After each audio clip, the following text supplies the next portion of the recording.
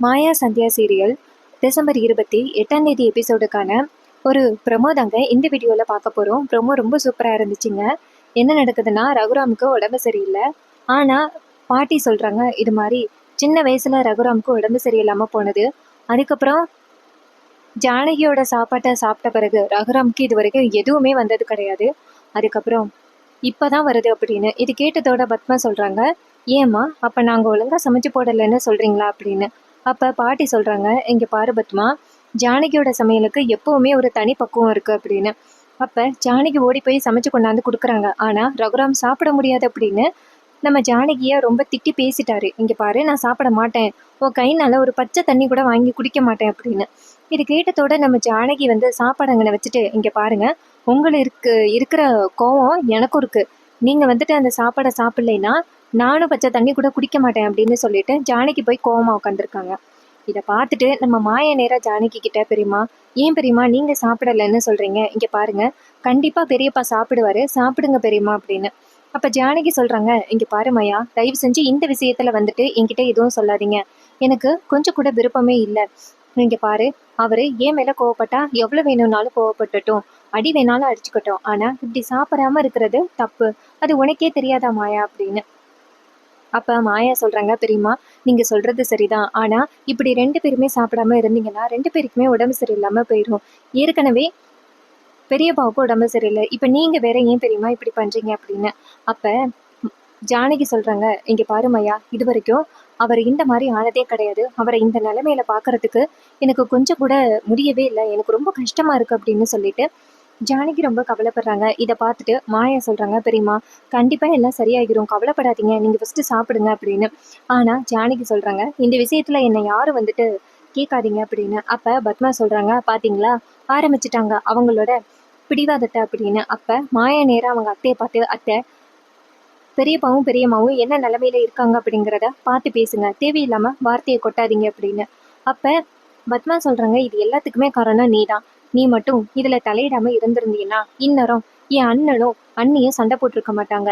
இப்போ அண்ணனுக்கும் இந்த மாதிரி ஆகியிருக்காரு. இது எல்லாத்துக்குமே காரணம் ஆரம்ப புள்ளி நீ தாண்டி அப்படின்னு. அப்போ மாயா சொல்கிறாங்க, இங்கே பாருங்க, நடந்து முடிஞ்சதை பற்றியே திரும்ப திரும்ப பேசி என்ன ஆக போகுது அப்படின்னு. அப்போ பத்மா சொல்கிறாங்க, இப்படியே பேசி பேசி எங்கள் வாயை அடைச்சிரு அப்படின்னு சொல்லிட்டு பத்மா அந்த இடத்துலேருந்து கோவமாக போகிறாங்க. இதை பார்த்துட்டு நம்ம ஜானகி நேரா மாயா கிட்ட, இங்கே பாரு மாயா, இப்படி அத்தை கிட்ட எல்லாம் எடுத்திருந்து பேசக்கூடாது அப்படின்னு. அப்போ மாயா சொல்கிறாங்க, பெரியம்மா நான் பேசக்கூடாது அப்படின்னு தான் நினைக்கிறேன், ஆனால் அவங்க பேசுறது தான் எனக்கு ரொம்ப கோவமாக வருது அப்படின்னு.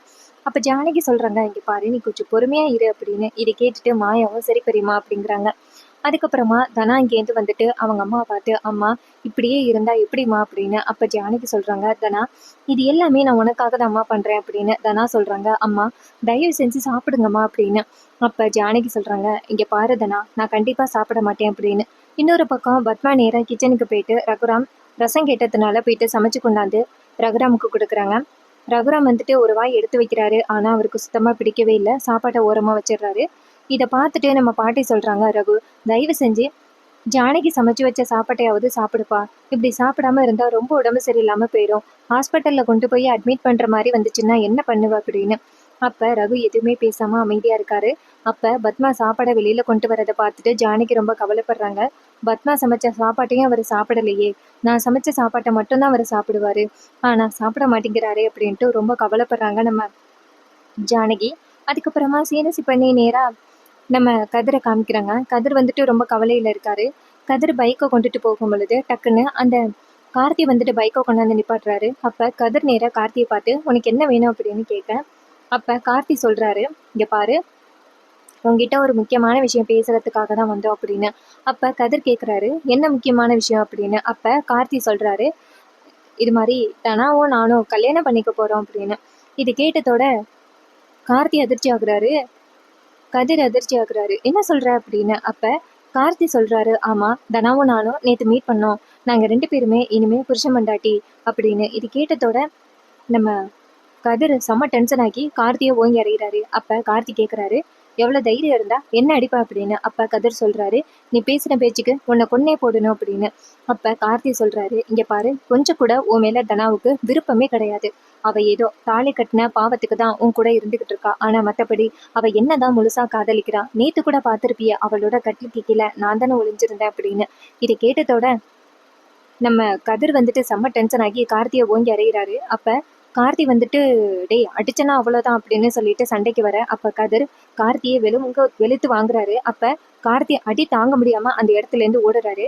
அப்ப நம்ம கதிர் துரத்திக்கிட்டே போறாரு. கார்த்தி நேரா அவங்க அத்தை வீட்டுக்கு போயிட்டு அத்தை அத்தை அப்படின்னு சொல்ல, அப்ப புவனேஸ்வரி இதை பார்த்துட்டு கதிரை பார்த்து, ஏய் நின்றா அப்படின்னு சொல்ல, அப்ப கதிர் வந்துட்டு நிக்காம கார்த்தியை மறுபடியும் அடிக்கிறாரு. அப்ப பசுபதி கதிரை பிடிச்சி தள்ளி விட்டுட்டு, இப்ப எதுக்கு நீ கார்த்தியை அடிக்கிற அப்படின்னு சொல்ல, அப்ப கதிர் சொல்றாரு, உங்க பிள்ளைய ஒழுங்கு மரியாதையா வச்சுக்கிடுங்க. பேசுற பேச்சும் சரியில்லை, செய்யற நடவடிக்கையும் சரியில்லை அப்படின்னு. அப்ப புவனேஸ்வரி கேக்குறாங்க, கார்த்தி அப்படி என்ன பண்ண அப்படின்னு. அப்ப கார்த்தி சொல்றாரு, அத்தை நான் பேசாம ரோட்ல நடந்து வந்துகிட்டு இருந்தேன். இவன் தான் தேவையில்லாம நான் தனவை கல்யாணம் பண்ணிட்டேன்னு, இனிமே உன்னால என்ன பண்ண முடியும்னு கிண்டல் பண்றான் அப்படின்னு. இது கேட்டதோட கதிர் சொல்றாரு, ஏய் இங்க பாரு, பொய் சொல்லாத, நான் அப்படியெல்லாம் எதுவுமே சொல்லவே இல்லை. நான் பாட்டுக்கும் பைக்ல போயிட்டு இருந்தேன், நீ தான் வழிமறிச்சு என்கிட்ட பிரச்சனை பண்ண அப்படின்னு. அப்ப புவனேஸ்வரி சொல்றாங்க, இங்க பாரு கதிர், தேவையில்லாத பிரச்சனை பண்ணாத, இது மட்டும் ரகுராமுக்கு தெரிய வந்துச்சுன்னா ரொம்ப பெரிய இஷ்யூ ஆயிரும் அப்படின்னு. அப்ப கதிர் சொல்றாரு, இங்க பாருங்க, நீங்க பண்ற கேடுத்தனத்தை நான் மாமா கிட்ட சொன்னா எவ்வளவு பெரிய பிரச்சனை ஆகும் அப்படிங்கிறது உங்களுக்கு தெரியுமா? உங்க புள்ள கார்த்தி எவ்வளவு பெரிய கேடி வேலையை பண்ணிக்கிட்டு இருக்கான் அப்படிங்கிறது உங்களுக்கு தெரியுமா அப்படின்னு. இது கேட்டதோட புவனேஸ்வரி நேரா கதிரை பார்த்து, அப்படி அவன் என்ன பண்ணான்? நீங்க பாரு, தனவை கல்யாணம் பண்ண முடியலன்னதோட என் புள்ள அவன் வாழ்க்கையவே முடிச்சுக்க பார்த்தான். அப்படிப்பட்டவன், ஆனா அவனை போய் நீ பழி சொல்றியா அப்படின்னு. அப்ப கார்த்தி, இந்த விஷயத்த பத்தி உன் அத்திக்கு தெரியாதா அப்படின்னு. இது கேட்டதோட புவனேஸ்வரி நேரா கார்த்தியை பார்த்து, கார்த்தி அவன் என்ன சொல்றான் அப்படின்னு சொல்ல, கார்த்தி சொல்றாரு, அம்மா தனாவை நான் அன்னைக்கு பண்ண வீட்டுக்கு கூப்பிட்டேன்னா அதை பத்தி தான் சொல்றான் அப்படின்னு. இது கேட்டதோட புவனேஸ்வரி நேரா கதிரை பார்த்து, இங்க பாரு, நீ கல்யாணம் பண்ணியெல்லாம் உன் பொண்டாட்டி, அவளை முதல்ல கார்த்தியை வந்து சந்திக்காம இருக்க சொல்லு. கொஞ்சம் கூட வெக்கமா இல்லையா? கல்யாணம் பண்ணி முடிச்ச பிறகு கார்த்தியை வந்து பார்க்க வரா அப்படின்னு. அப்ப கதிர் நேரா புவனேஸ்வரியை பார்த்து, இது எல்லாத்துக்கும் காரணம் நீங்க தான் அப்படிங்கிறது எனக்கு நல்லாவே தெரியும். பிரச்சனை பண்ணக்கூடாது அப்படிங்கிறதுக்காக தான் நான் பொறுமையா இருக்கேன். அதை நீங்க அட்வான்டேஜா எடுத்துக்கிட்டீங்க. இனிமே தனா பக்கம் திரும்பி பார்த்தீங்க, உங்களை நான் சும்மா விட மாட்டேன் அப்படின்னு. இது கேட்டதோட புவனேஸ்வரி நேரா கதிரை பார்த்து, டேய் போடா அப்படின்னு சொல்ல, கதிர் நேரா புவனேஸ்வரியை பார்த்து, இங்க பாருங்க, நீங்க எல்லாரும் சேர்ந்து தனாவோட வாழ்க்கை அளிக்கிறதுக்காக என்னெல்லாம் பிளான் பண்ணீங்க, உங்க வீட்டில் இருக்கிற இந்த தருதலை என்னெல்லாம் பிளான் பண்ணிச்சு அப்படிங்கிறது எல்லாமே தெரியும். இது எல்லாத்தையுமே என் மாமா கிட்ட சொன்னேன்னா உங்க நிலைமை என்ன ஆகும்னு தெரியும்ல.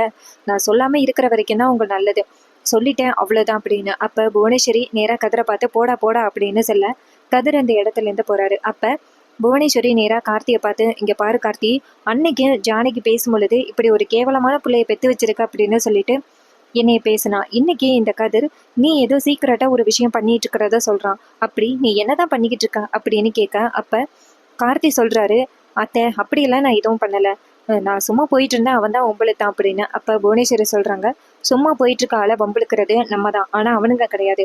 இப்படி கதிர் கொலவரியில உன்னை துரத்துறான்னா கண்டிப்பா நீ ஏதோ சொல்லியிருக்க அப்படின்னு. அப்ப கார்த்தி சொல்றாரு, அத்தை ஒண்ணு இல்லத்த அப்படின்னு. அப்ப புவனேஸ்வரி சொல்றாங்க, டே கார்த்தி, எனக்காக ஏதாவது பண்றேன்னு தில்லுமுள்ளு வேலை பண்ணிடாது அப்படின்னு. அப்ப கார்த்தி சொல்றாரு, அத்தனை ரோட்ல போயிட்டு இருக்கும் பொழுது அவனை நிப்பாட்டி இது மாதிரி நான் தனாவும் நானும் கல்யாணம் பண்ணிக்க போறோன்னு சொன்னேன், இதுலதான் கோவமாயிட்டான் அப்படின்னு. இதை கேட்டதோட புவனேஸ்வரி டென்ஷன் ஆகி கார்த்தியை ஓங்கி அறையிறாங்க. அவன்கிட்ட போய் எதுக்கடா இதெல்லாம் சொல்ற அப்படின்னு. அப்ப கார்த்தி சொல்றாரு, இல்ல அவனை கொஞ்சம் வெறுப்பேத்தி பார்க்கலாம்னு சொன்னேன் அப்படின்னு. புவனேஸ்வரி சொல்றாங்க, இங்க பாரு, செஞ்சு முடி, அதுக்கப்புறம் அவன் கிட்ட சொல்லு. தேவையில்லாம உன்னோட பிளானை பத்தி அவன்கிட்ட சொன்னீன்னா அவன் உஷாராயிருவான். அதை பத்தி கொஞ்சமாவது யோசனை பண்ணி பாத்தியா அப்படின்னு. அப்ப கார்த்தி சொல்றாரு, சாரித்த, அதை பத்தி யோசனை பண்ணி பார்க்கல அப்படின்னு. அப்ப புவனேஸ்வரி சொல்றாங்க, இப்படியே அவசரப்பட்டு தான் தனாவுக்கும் உனக்கும் நடக்க வேண்டிய கல்யாணமே தள்ளி போச்சு. மறுபடியும் இந்த மாதிரி அவசரப்பட்டு பண்றேன்னு சொல்லி போலீஸ்ல எல்லாம் மாட்டிக்காத அப்படின்னு சொல்ல, இது கேட்டுட்டு கார்த்தியும் சரியத்த சாரி அப்படின்னு சொல்லிட்டு அந்த இடத்துல இருந்து போறாங்க.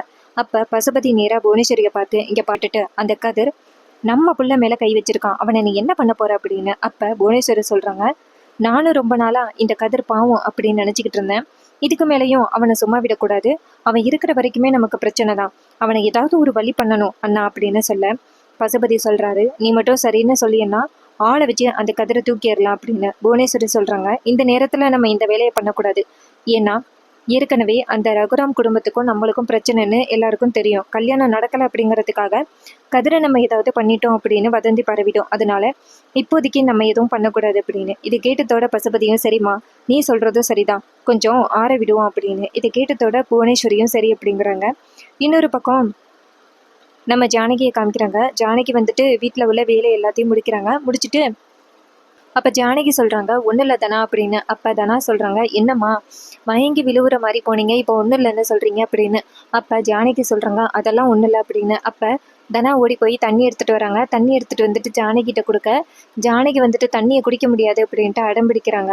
அப்போ தனா சொல்கிறாங்க அம்மா எனக்காகவும் ஆகுது, நீங்கள் தண்ணி குடிக்க மாட்டீங்களா அப்படின்னு. அப்போ ஜானகி சொல்கிறாங்க உங்கள் அப்பாவை பார்த்தியா எதுவுமே சாப்பிடாம எப்படி இருக்காருன்னு, அவரை அந்த நிலைமையில விட்டுட்டு நான் இப்படி சுத்திக்கிட்டு இருக்க முடியுமா? என்னால முடியாது. அவர் என்னைக்கு என்னுடைய சாப்பாட்டை சாப்பிட்றாரோ அப்பதான் நான் பச்சை தண்ணியை குடிப்பேன் அப்படின்னு சொல்லிட்டு ஜானகி அந்த இடத்துல இருந்து போறாங்க. அப்ப ஜானகி இன்னும் 2-3 ஸ்டெப் வைக்கும் பொழுது கொஞ்சம் தடுமாறுறாங்க. அப்ப மாயா வந்து தாங்கி பிடிக்கிறாங்க. பெரியம்மா ஏன் பெரியம்மா இப்படி பண்றீங்க அப்படின்னு. அப்ப தனா நேரா மாயாவை பார்த்து இது எல்லாத்துக்குமே காரணம் நீதான்.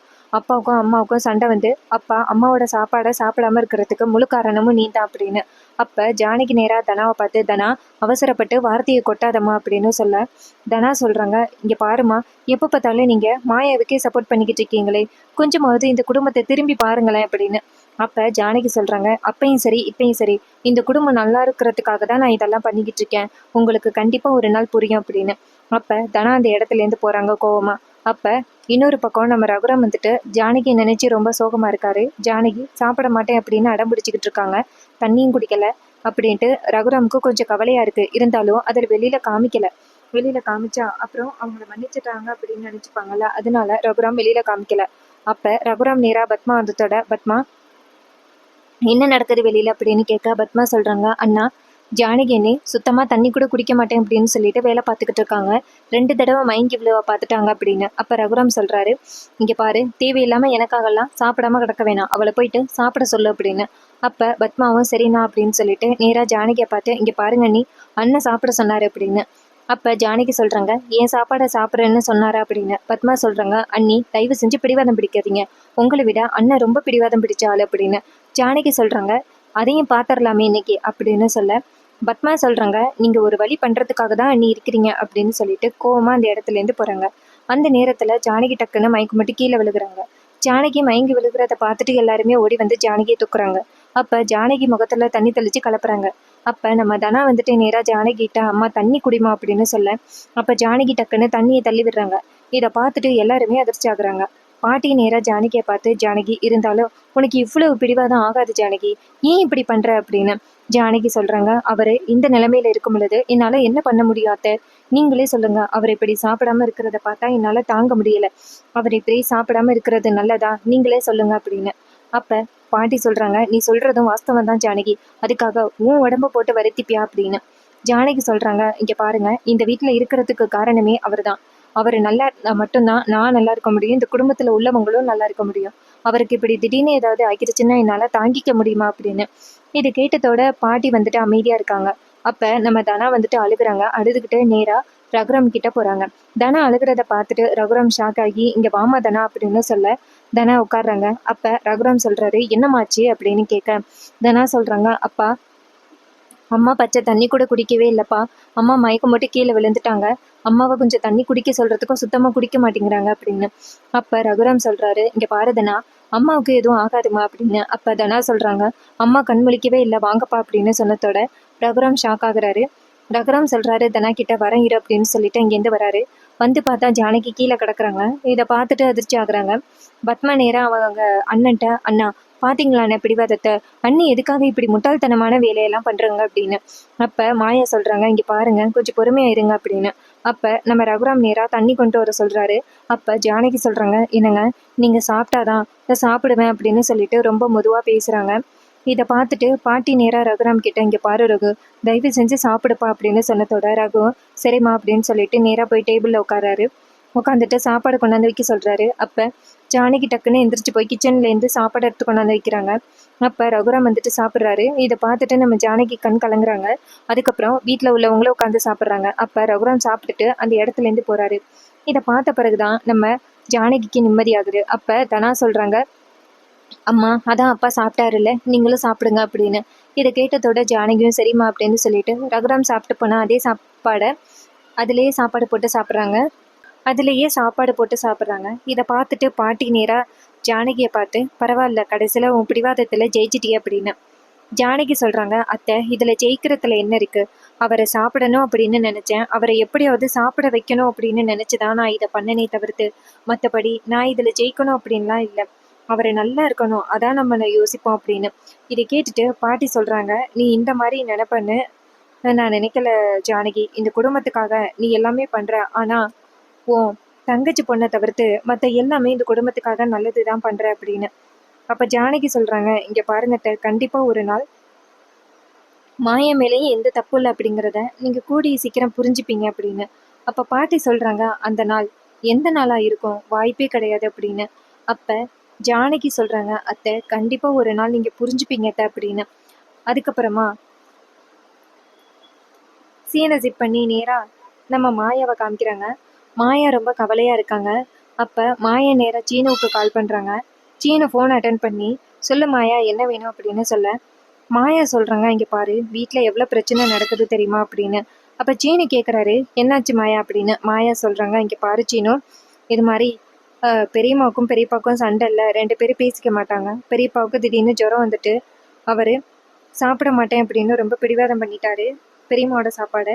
இப்போ பெரியம்மாவும் ரொம்ப அடம்பிடிச்சி எப்படியோ வந்துட்டு பெரியப்பாவை சாப்பிட வச்சுட்டாங்க அப்படின்னு. இது கேட்டதோட சீனு சொல்கிறாரு, இப்போ எதுக்கு நீ ஃபோன் பண்ண அப்படின்னு.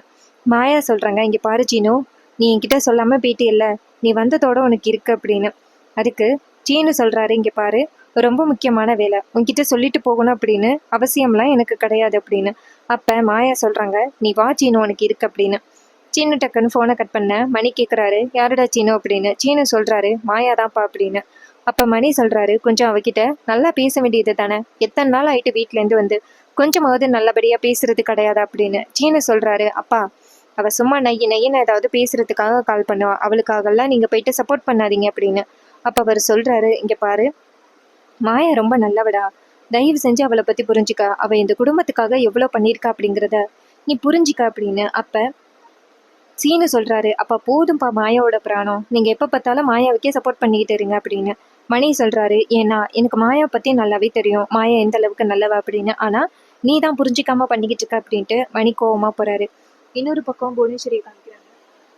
புவனேஸ்வரி வந்துட்டு வீட்டில் இருக்கும் பொழுது லிங்கம் அங்கேருந்து வந்துட்டு, அந்த ரகுராமோட வீட்டில் என்ன நடக்குதுன்னு தெரியுமா அப்படின்னு கேட்க, அப்போ புவனேஸ்வரி கேட்குறாங்க, ஏன் என்ன நடக்குது அப்படின்னு. அப்போ லிங்கம் சொல்கிறாரு, அந்த ஜானகி வந்துட்டு எப்படியோ அடம்பிடிச்சி அவள் சமைக்கிற சாப்பாட்டை எப்படியோ ரகுராமுக்கு கொடுத்துட்டாளே அப்படின்னு. அப்போ அவங்க கேட்குறாங்க, எப்படி சொல்கிறீங்க, அதான் 2 பேரும் பேசிக்க மாட்டாங்களே அப்படின்னு. அப்போ அந்த லிங்கம் சொல்கிறாரு, அதெல்லாம் ரகுராம் இன்னும் கொஞ்சம் நல்ல ஜானகியை மன்னிச்சிருவா அப்படின்னு.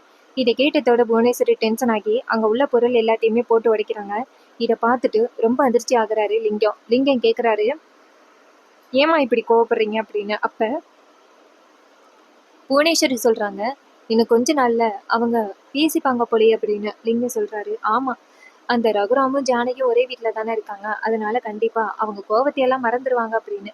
இதை கேட்டதோட செம்ம டென்ஷன் ஆகுறாங்க புவனேஸ்வரி.